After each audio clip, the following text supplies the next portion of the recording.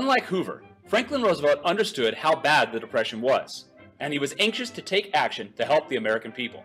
Before taking office, FDR began planning to fight the Depression. He convened an elite group of advisors known as the Brain Trust. This Brain Trust included lawyers, professors, economists, and business leaders. FDR designed a series of policies that would become known as the New Deal. New Deal programs would combat the economic problems of the Depression through public works and direct relief. FDR's New Deal had a series of goals, and they became known as the 3 R's. The first goal was relief, or providing aid to the needy. The second was recovery, or fixing the economy so it could grow again. And the third was reform, to ensure that another depression would never happen again. On March 4, 1933, FDR is sworn in as the 32nd President of the United States. In what's known as the 100 Days, or his first 100 days in office, FDR implemented over 15 New Deal programs that expanded the federal government's role in the national economy over an intense period from March to June in 1933. Roosevelt's next act was to sign the Glass-Steagall Act. The Glass-Steagall Act set up the Federal Deposit Insurance Corporation, also known as the FDIC. The FDIC insured accounts of $5,000 or more and protected people's money against bank closures. The FDIC still insures your money today whenever you deposit it in a bank. Here's how the FDIC works. If depositors were to take their cash and deposit it into a bank account, and those banks were to fail, the federal government steps in and the FDIC refunds the depositors their money. Even if a bank were to shut down, people's money would be safe if the account is above $5,000.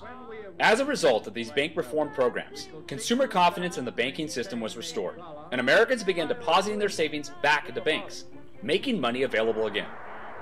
In order to prevent risky stock market practices that caused the Great Depression, FDR creates the Securities and Exchange Commission, also known as the SEC. The SEC regulated the stock market and made it illegal to rig the stock market with insider trading. The SEC prevented buying on margin and stock market speculation. FDR attempted to provide direct relief by creating programs aimed at creating jobs through public works. FDR believed the government could create jobs building hospitals, roads, parks, and other public goods in order to provide relief to the people. The program that FDR used to provide relief was the Public Works Administration, also known as the PWA.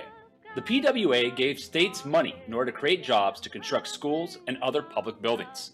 With the federal government providing money directly to states, the states themselves could create jobs locally. FDR authorized the Works Progress Administration, or the WPA. In 1935, the WPA began putting Americans back to work. Its focus was to provide public works jobs to unskilled and professional workers. The WPA created 8 million jobs in various areas of life in America. Its workers built 850 airports and 125,000 public buildings.